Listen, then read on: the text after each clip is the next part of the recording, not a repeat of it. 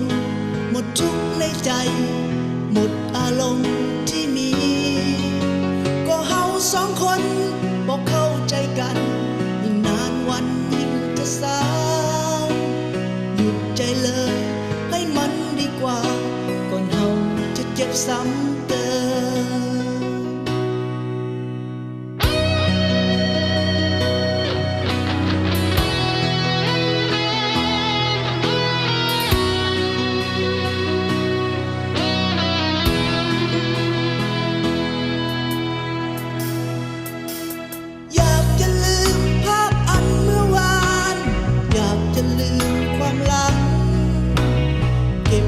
สั่งเก็บทั้งน้ำตาเก็บอารมณ์ที่มีก็เฮาสองคนบอกเข้าใจกันยิ่งนานวันยิ่งจะเศร้าจบกันเลยให้มันดีกว่าก่อนเฮาจะเสียน้ำตา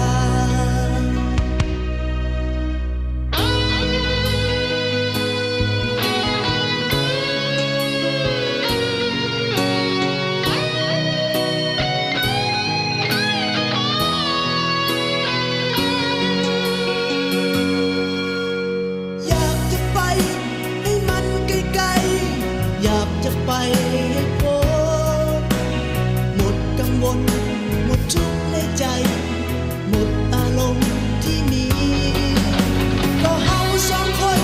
บอกเข้าใจกันยิ่งนานวันยิ่งจะเศร้าหยุดใจเลยให้มันดีกว่าก่อนเฮาจะเจ็บซ้ำเติม